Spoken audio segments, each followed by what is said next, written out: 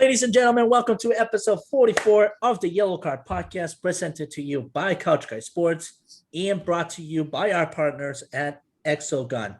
Make sure to check out exogun.com and at the checkout use Couch Guy Sports discount code, obviously because we're affiliated with the boys at Exogun, CGS10, Charlie, Gabby, Sarah 10. And Sarah without an H because H is our air. What a take!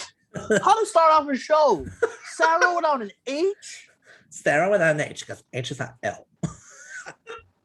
God. But anyways, like I said, episode 44, the boys, of course, your host, Diego Galvez, the boys, Andrew Fasciano and Chris Jones.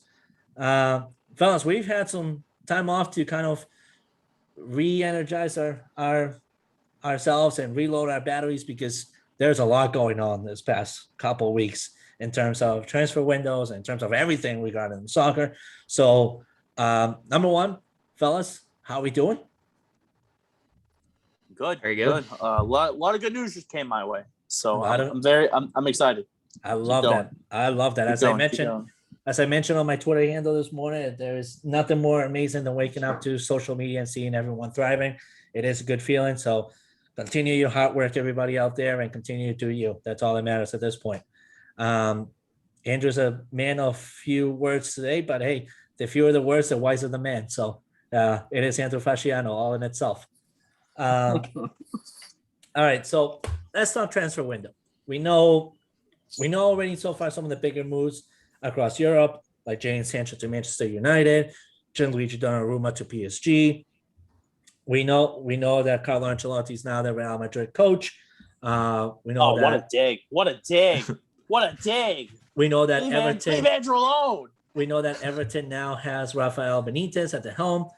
He seems to be doing some things for the club that seem to be headed the right direction. I'll let Andrew get into that.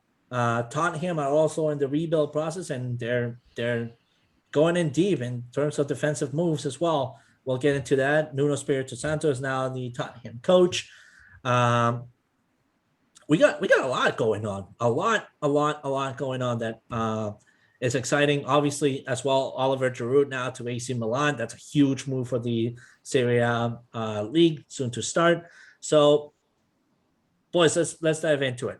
So far in the transfer window, what has been your favorite move thus far, and what are some moves that you would love to see be finalized before the transfer window ends? Whichever one of you two. Don't rush into it. It's okay. All right, Andrew, ready? Yeah, I'm ready. Oh, we're rock, paper, scissors. Sorry, ready? I thought you were just asking if I was ready. Let's go. All right, ready? On three. 1, 2, 3, shoot. This is bad. All right, let's try this again. I don't know what he even shot. I'm like, where's he going? I did paper. I thought you won. You can go first. Okay, I'll go first. Favorite move of the window so far, I think I'm going to take a page out of Chris's book here and say Donnarumma to PSG. It's not very often that you get a young player who's already in the contention for being one of the best in his position. I think if PSG play their cards right, they'll have an elite goalkeeper for the next decade, potentially. So that could be a move that will have huge implications for the future, not just this season and the next one too. And then one that has not yet been finalized, or rumors, I guess.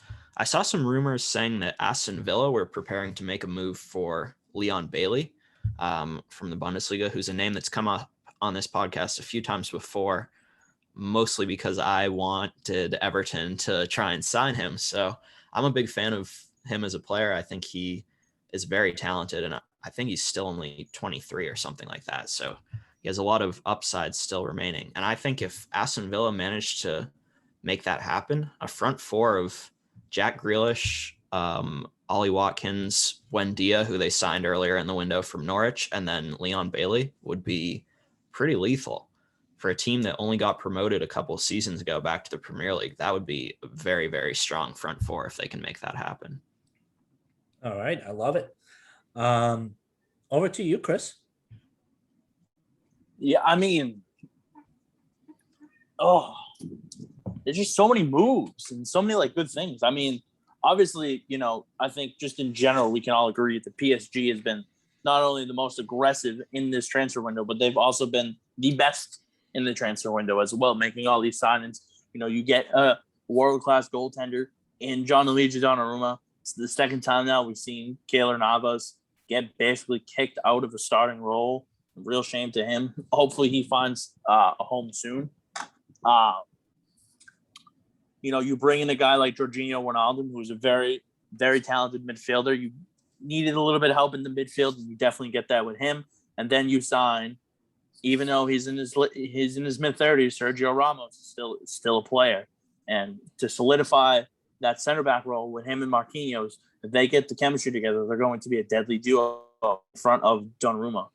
I think my favorite move, it's probably not the best move, and people probably wanted to see something different, but Messi staying at Barcelona and basically taking 50% off of his wages, I think was a big move, not only for Barcelona, but for Messi as well. I think there are plans in the works where he spends the remainder of this contract with them, and then finds his way over in the U.S. to play in the MLS. So I think there's some serious potential for Barcelona, but they're also, in my opinion, still looking to shell some money off the books. Like, there's been reports that Antoine Griezmann could be coming to the Premier League soon. There's been reports that they're just trying to get whatever money they can off the books as well. But the two deals I'm looking forward to seeing, one which we talked about off air yesterday, was James Maddison coming to Arsenal, which I think would be probably the best signing for Arsenal.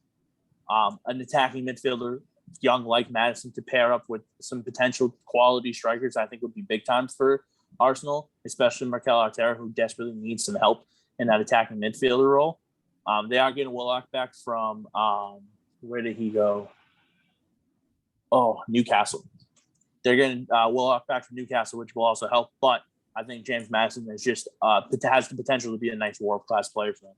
And as of lately, we've seen the talks of, Paulo Dybala is back in Italy talking with Juventus to get a long-term deal done. They want him to stay.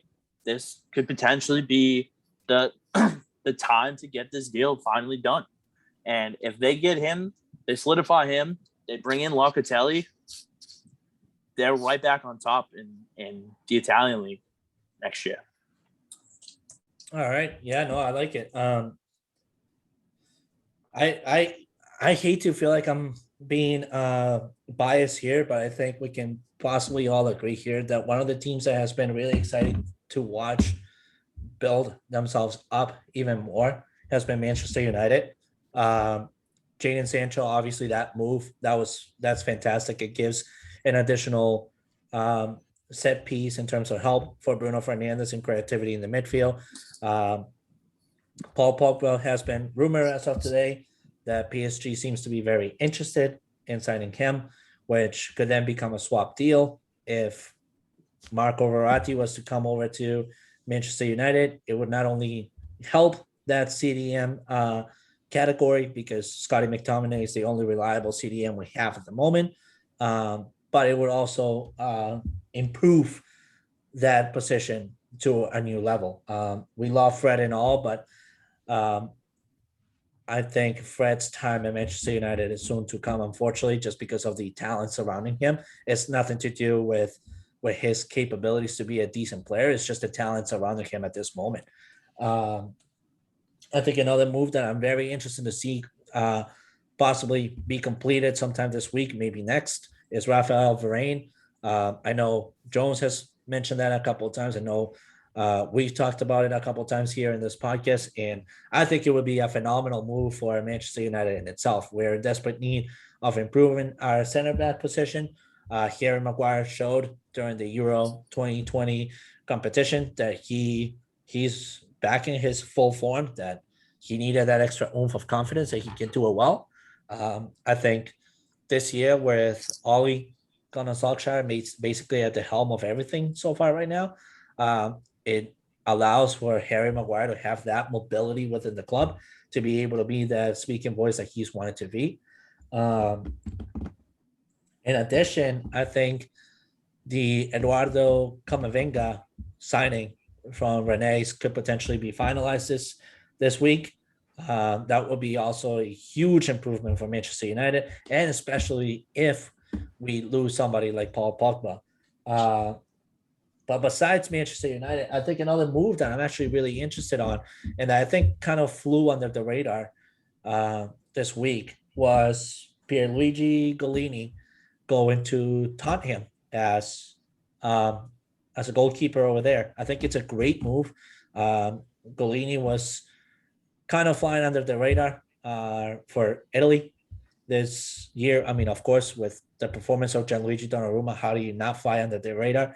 But he's a young talent growing up to be a serious talent coming up very soon. I think he will attribute perfectly in the English Premier League. And if this opportunity can take him to new heights, he could potentially be in competition with Gianluigi Donnarumma for the best goalie up there, because he is young. He's very physical. He's got a fast ratio when it comes to reacting to like penalties and all that stuff. So it's a really good move by Nuno Espirito Santo. I'm actually intrigued to see how Tottenham will be this year at the Premier League. And I think another move that is being talked about out there too is the potential swap of Saul and Antoine Griezmann.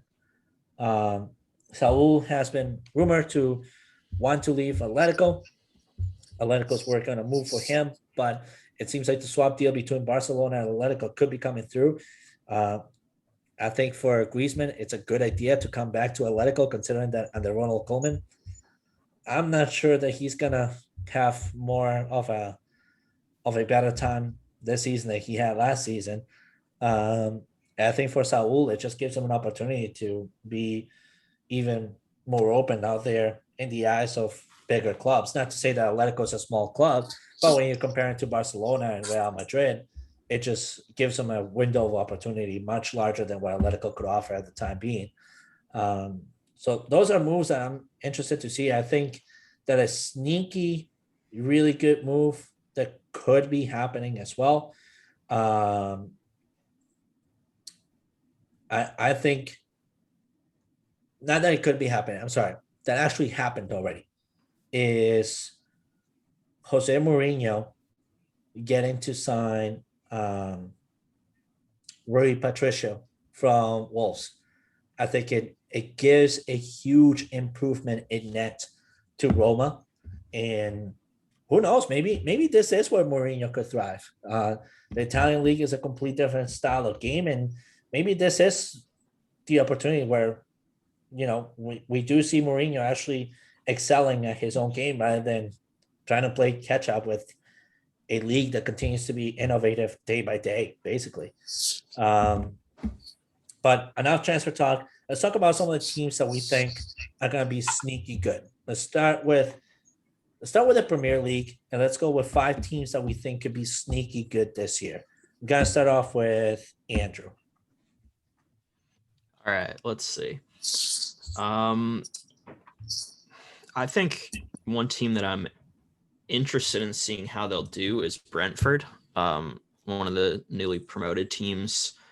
They haven't really made any huge splashes, I don't think, in terms of transfers quite yet, but just historically in the championship in the last few years, I feel like they've been run in a really intelligent way where they sign young players and give them experience and develop them and then sell them for a profit. So if they're able to, I guess, transfer that smart business plan off the field onto the fields, I feel like I could see them being a team that could stick around and surprise a few people. But yeah, I mean, we'll have to see. I would imagine that they're probably going to be looking to add a few names, maybe with a bit more Premier League experience before the window closes. I'm also very interested in seeing how West Ham do this season, whether or not they can build on what was I think, sneaky good season last year. I wouldn't have predicted them to do so well at the beginning of last year, but they came out and beat expectations for sure. Jesse Lingard, I feel like could be a a big name for them if he's sticking around next season. I'm not actually sure if that was a loan or He's back at Manchester United. he's back in United. Okay. For now. Yeah, for now. We'll see whether or not they try and go after him. I mean, why wouldn't you if you're West Ham after what he did for you last year? And I agree with you there, and they should, because right now Jesse is basically back at that spot where he's having to compete for his potential of being a starting line guy. And right now, with everything that Manchester United is signing, I just don't see that happening. It's the same with Van de Beek. I would like to see Van de Beek be transferred because we're just going to have him be sitting at the bench at this point. Yeah. Crystal Palace is another team that I'm interested in seeing how they do. This is the first season in a while that they're not being managed by Roy Hodgson, so potentially we could see the turning of a new leaf. They have an unreal amount of exciting young English talent in their ranks. And when you add in someone like Michael Elise, who they just signed from Reading, the young French attacking midfielder, they have a lot of talent that they're going to have to try and stitch together. And I think if they can do it, they could punch and counterattack with a lot of teams in the Premier League and perhaps improve upon the finishes that we've seen from them over the past couple of seasons. Tottenham, I don't know if they're going to be sneaky good, but I feel like this is another team that it's sort of going to be a pivotal season in terms of what direction they're headed in, with all the changes they've made, bringing in Nuno Espirito Santos, bringing in a new director of football, making some new signings and swap deals. They've been very active. And another key piece for them that we've all talked about before is whether or not Harry Kane is going to stick around for the next season. If he's out the door before the window closes, then they're going to have to try and conjure up some sort of solution to make up for his role in the team, because he's so important to them, obviously, one of the best strikers in the league. And then my fifth team, I think I'm going to say Wolves, because we all saw them come into the league and play really well and beat some of the biggest teams in the league. And then last season sort of took a step back, I would say. Didn't really impress quite as many people, but Nuno, having gone to Tottenham, is no longer there. They've got a new manager in, still riding with that Portuguese connection and theme in terms of players and management all throughout the club, which has worked for them pretty well. So they've made a couple interesting signings, for not really signings where they're breaking the bank, but spending 10 million here, 10 million there, and just improve the squad steadily. So I feel like they could be another team that could sort of bounce back and trend in the right direction again this season. I like it. I think I'm actually going next. Because Diego and I guarantee Diego and I have at least two of the same teams, and that's why he wants to go next, so I don't take him. So that's probably true, and that's probably false. Who knows? Let's find out, Diego. Hit me. Listen. All right, so the first team that I think will be sneaky good this year is Leeds United. And the reason I say that is because of the form that we saw in Calvin Phillips in this Euro 2020. I think Marcelo Bielsa has managed to really do a good job in managing this team, build additional funds for this team. And I think this could be a team where in the winter window, like in October, if they wanted to make moves, they could splash all types of cash and build that team to be a powerhouse in England. Another team that I will believe to be really good, and I don't think they're a sneaky good team. I just think that they will be very fun to watch this year, is obviously Manchester United. We've talked about the signings that they have. It'll be interesting to see what they actually will do with Anthony Martial, because at this point, Martial just doesn't have a possibility of being a starting 11. Mason Greenwood has looked real good in these preseason games. Even Facundo Pellistri looked real good, and he's being rumored to be on a loan to another Spanish team, potentially Real Sociedad. At this point, I'm just not sure that Anthony Martial has a future within Manchester United anymore at this point. Another team that I think will be fun to watch is going to be Arsenal. They're in a really good building process right now. They got Maitland Niles still locked up for a couple more seasons with them.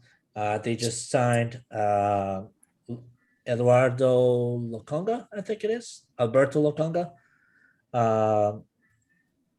Mikel Arteta is just doing what he needs to do at this point, and I think they'll be fun to watch. I'm just not sure where I can see them positioning.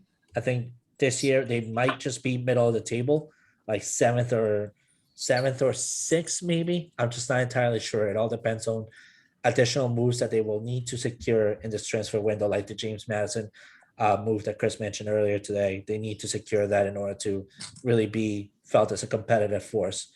I'm gonna take Tottenham as a potentially really good team to watch. I think the signing of Pierluigi Golini goes a long way. Looking to sign they actually signed a defensive piece in Christian Aguero from Atalanta, which is an up-and-coming center back. And I think with a new energy in the club in Nuno Espirito Santo, I think this team could be very fun to watch. Heung-min Son seems to be re-energized, and if they can manage to keep Harry Kane in the club, I think we could potentially see Tottenham be top 5 this year if they do things right. Leicester City will be fun to watch as well. I think, they haven't really been doing a lot of splashes in the open market right now, but I think Brendan Rodgers now comes into a season with a chip on his shoulder and can potentially coach this team in a way where they could be third or fourth at the table by the end of their Premier League. I think that's about it. I think those were my 5 teams. I have a hot take about Leicester City. Yeah. Leicester City doesn't qualify for Champions League next year. That's a given. I think Brendan Rodgers could be really looking at a hot seat, especially with the fact of how they were basically already. It looked like they were solidifying their spot at the table, and in the top 4 last year, and then they choke it on the last day, second year in a row. Not a good look for Leicester City fans, personally. No, I think that's a fair take. But my original take on Diego and I having some of the same teams, absolutely 100%. Leeds United right off the bat. I saw you shaking your head the minute I said Leeds United. Them being able to sign Jack Harrison long term, I think is huge for them. Getting Junior Firpo from Barcelona is another big get for them. Yeah. And also, too, I think the only thing to worry about with them is the second year struggle. If they have that second year struggle, they're going to be in a bad place. But we've seen the energy that they played with last year. They have a bunch of people leaving that weren't really playing for them much, but they look like they can be a team that could contend for top 6, potentially easily get in the top 10 right off the bat, right there. Another thing to bring up about Leeds United is that they also lost Alioski in the transfer window. Yep. I forgot to bring that up. Sorry, go ahead. That was a big one for them. Another team Diego and I agree on is Arsenal. I think more so of this is the year for Mikel Arteta. There's no midweek distractions. You're not in the Europa League this year. So there's no excuses on getting consistent form from this team together, especially with, getting Nuno Tavares from Benfica and Albert Samuel Lokonga from wherever he on. Fucking drawing a blank on where he came from. Was it? But those are 2 guys. Anderlecht. Yeah, I think it's something like that. Yeah. So getting those 2 guys, potentially getting James Madison, like we mentioned earlier on the podcast, I think would be huge for this team. And they need to figure out what to do with Lacazette and Aubameyang because it just, for whatever reason, is not working. Norwich City, I think, is a team that after their horrendous campaign in 2019-2020, they went down, they came back up.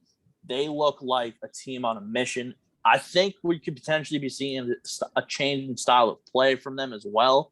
because I doubt they want to go back down there. I think they're going to solidify themselves as a middle of the table team in 2021, 2022. Another team I'm looking that came up is Watford. I mean, they, to me, you know, in the last couple of years being in the EFL, you look at them, you're like, but you bring in Josh King, you bring in Danny Rose, you bring in guys that have played on in the Premier League before. I think is a big plus for them, and I think they have potential to go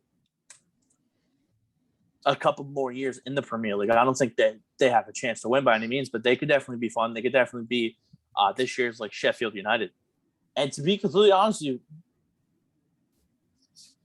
I mean, don't get me wrong. I think all of us can agree that the majority of people think the top four are going to stay the same between United, City, Liverpool, and Chelsea as well. So to call any of those really surprises to me isn't much that I would talk. But I think a team that could really surprise me this year, especially with the turmoil that they've had and the turnaround that they had, potentially would be Everton.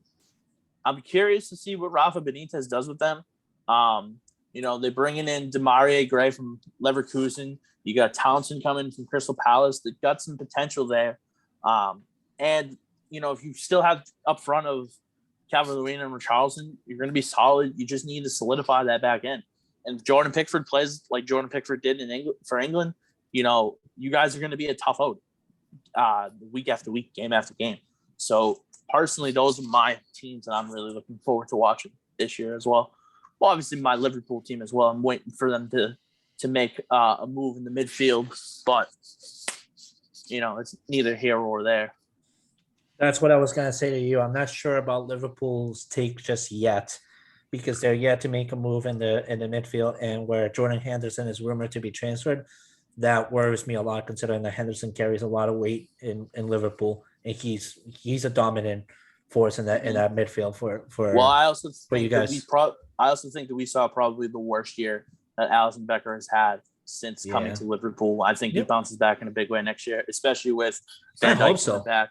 With Van Dijk coming back, getting Konate, the 22-year-old, and still having Joe Gomez come back as well. So that worries me, and I'm glad that you brought up Konate, because we know that they snubbed Ozan Kabak, who now at least has experience in the Premier League. If something happens to Konate, you really are limited to your options now, because Fabinho would have to go back into that defensive role. Nat Phillips would have to go back to that defensive role. Whatever you do in this transfer window for the midfield is basically invalid at that point if something happens to Konate. So I think for club, he's playing it risky, but I'm hoping it brings big results. I do agree with you, though. I would love to see Alisson have a big bounce back this season, because he is a decent goalie. He's a great prospect moving forward, and he's a big voice, obviously, for Liverpool in itself. Well, there's one guy that they've had their eye on recently, and I think he'd be a big help to them as well, is Jared Bowen from West Ham. I think if they were to get Jared Bowen, you know, Liverpool is known for taking these guys that have played in the Premier League that have kind of underperformed their well, and they've strived for Liverpool. So I could see that being a big case right here for Bowen if he ends up playing for Liverpool this year. What about Yuri Tielemans? Do you think he's the answer in midfield? Listen, if it was easy to get a guy like Yuri Tielemans, they would have already gotten him by now, in my opinion. I just think, for me, Leicester can't let him go because they've already let so many pieces go for them. So for them to lose him and Maddison potentially in the same window would be detrimental to anything that Brendan Rodgers is trying to put together. Listen, don't get me wrong. Would I take Yuri Tielemans on Liverpool? Absolutely. Mm-hmm. But there are other potential targets that Liverpool could go for in the midfield that potentially could be more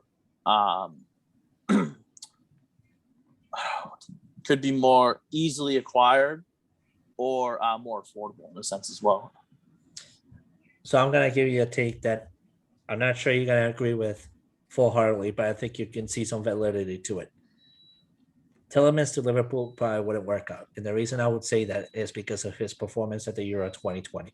He had plenty of a team to work around and a very good coach.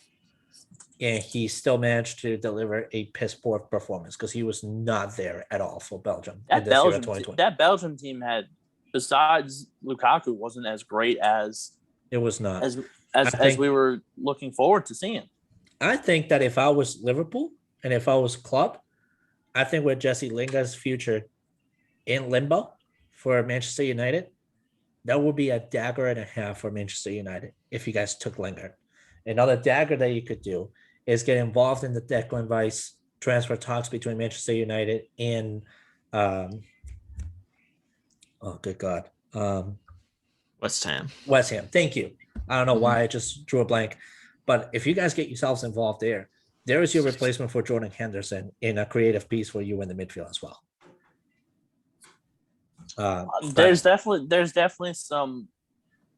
I can tell you this. Forget about Mbappe to Liverpool because that's definitely not happening. That's listen, seeing what PSG has done for Mbappe, not a chance he leaves anytime soon. Yeah. So you have a better chance of sticking in that league and getting a midfielder. You have a better chance of getting Ronaldo Sanchez than you have of getting Kylian Mbappe, right? Now that's a name that I would love for Liverpool to get involved with. Renato Sanchez. You and me both. That would be phenomenal in midfield with them. That will put you back in the conversation of saying, okay, Liverpool could be third, maybe even second in the league this year. Listen, no matter what Liverpool does, there's going to be a top 14 mission. I would say let's revisit that thought after the first 5 games in the season. I have a lot of questions about Liverpool so far. Not for nothing, but we were counting them out in match day 20 last year because of all the injuries. And look, they still finished third. Yeah.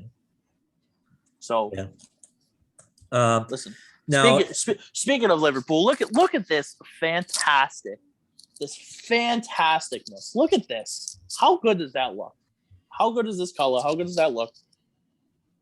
I will say it's a pretty nice kit, but how good does that look? Andrew, how good does it look? Give me the Virgil, sir. Absolutely. I like the collar. It's a nice touch. I'll say that. It's better than Man United stops. Diego can agree with that. We had a conversation about this last night. Yeah, I'm unhappy with their kits this year. One kit that I'm actually really stoked with is Inter Milan's. Oh yeah. Yeah, I like Inter's. And then the black ones that Hoovy dropped today. Ooh. Well, I just tagged you on that. Yeah, that's what we're talking. Now there's another rumor coming in from Transfer News Live, which is a European transfer account that is yet to be verified on Twitter. By the way, Twitter, thanks a lot for verifying the Yellow Card Podcast. You good for nothing social media account. Whoa. Don't talk bad about Twitter. We want to get verified. We're going to relax. We're working on it. So, again, this is just a rumor. It's not fully confirmed. But Harry Kane is set for a $160 million transfer to Manchester City after Daniel Levy agreed to let the striker leave because he could not meet his demands. Oh, yeah. That's probably the least surprising thing of so 2021. That means it's about $400,000 a week deal with Manchester City. Yeah. I mean, listen, I just think they're going to hit – I think they're going to take a step back with Harry Kane. I think so too. I think that if I was Manchester City, I would not even look his way. I would look to let him stay and taunt him another season and wait to see what he actually does. He was completely out of it at the Euro 2020. He managed to get back in because basically England put him back in. I mean, those assists from Luke Shaw and Jack Grealish this year at the Euro 2020 were just all you had to do was tap him in. Really, that's all you had to do. I don't know. I'm not fully bought on Harry Kane just yet. I think this season he just dropped form like never before, and a lot of that has to do with Jose Mourinho for sure. So now here's the thing: if he's going right, Is Tottenham getting anything back from him? Like, they getting a player from Man City, or are they going to have to go out and buy? I think that's where the problem is. They're going to have to go out and buy. So if they're going to go out and buy, we already mentioned his name earlier. A perfect fit for that, especially to play him alongside Heung-min Son, would be Antoine Griezmann. Could be. His value is taking a giant hit playing in Barcelona. Obviously, he would like to stay in Spain, but at the same time, him playing in Barcelona won't be beneficial for him. If he goes elsewhere, if he could go back to Atletico Madrid, I think he would flourish again. But I do think that there is a good market for him in the Premier League, especially if he wants to come in. Actually, if I was Nuno Espirito Santo right now, and knowing that he loves the Portuguese flair of things and the Spanish flair of things, who do you think I'm saying? What's his face? Jimenez. No. Not even close. A name that's completely off the market with a lot of experience and that has been highly disregarded and rejected. Portuguese. Not Portuguese. He's Spanish. Spanish. But I'm saying that Portuguese Spanish flair of things. At forward. Morata? No. You're thinking Gerard Moreno? I will love Morata at Tottenham. Oh my God. Nope. No, Andrew. We have Morata at Juventus. Yeah. It would be no other than Diego Costa. Ooh, okay. Yep, that's the one. That's one that I could see Nuno Espirito Santo you know what, after. Diego? He came across my mind, but the first thing I said, I was like, that's not who Diego's talking about. That's exactly what I'm talking about. No way. But all right. Anything else you guys want to bring? Any hot takes or anything else that we should bring in? And this is open. Like, this is across all leagues. Yeah. I want to talk to my friend Andrew. What's a move that Everton could make that you would just sit back and be like, oh, I can breathe? We need a right back. No. Hey, I'm giving him a chance. No, I know. You're a good fan. We need a right back. I love Seamus Coleman, but we need someone, the next person to fill his spot once he starts to take a step back. I don't know what's going on with Denzel Dumfries because that's been the main name that's been thrown around. And they all can't afford him now. Yeah, that's what a couple different sources have been saying. That I don't know if it's true or not, but I don't really know what the answer is if that's true and we can't get him financially. I mean, we've seen with the first couple of moves that Benitez has brought in, Begovic, Gray, and Townsend, all very cheap, affordable players. So that if that's the trend that we're going with, it looks like maybe we're taking a step back a little bit from spending big money on players, which I don't hate, to be honest with you. I mean, it's a nice way to get squad depth and round out the team. So, but I don't know what the answer is if not Dumfries right now. So the same account that Diego was talking about with Harry Kane also said a few days ago that Everton are in advanced negotiations with PSV to sign Denzel Dumfries. That was on the 18th, and we haven't heard anything else from it since, really. Yeah, I haven't seen anything super reliable, but you never know with those transfer window rumors. Now, my question for you about Everton, though, is how deeply concerned are you in the rekindling of the relationship between Rafa Benitez and James Rodriguez? This sounds crazy, but I'm not really that concerned at all. I mean, I think no matter what happens, it's going to happen. Whether he stays here or if he goes, I would just like a decision to be made, to be honest. He was by far our best skill player last season. No question about that. He's been incredible to watch, but if he doesn't have a great relationship with Rafa and he wants to play somewhere else, then that's okay. I mean, at the very least, we would save a decent amount of money each week on his wages. So I think if he stays, he can help for sure and be a key part of the attack. But if he decides that he wants to go elsewhere, I understand that too, because realistically, he came here because of his relationship with Carlo and he wanted to work with him again. So if now that has come to an end, he decides that he wants to move on, I would be grateful for the season that he gave us. It was fun to watch him, but I would also understand at the same time. Yeah, no, exactly. You know who's a name that we should be looking out for as well in the next few weeks. I would say Tammy Abraham in Chelsea. I think that would be a phenomenal addition for somebody like Everton. He's going to be a little bit more on the expensive side. But I do think that's another name for Tottenham right there. You know what I mean? Those are some options that they can look at. Like Tammy Abraham's a talented young forward. And with the way that Tuchel has Chelsea set up, how often does he play? You know what I mean? Yeah. A little bit more now because there's no Olivier Giroud.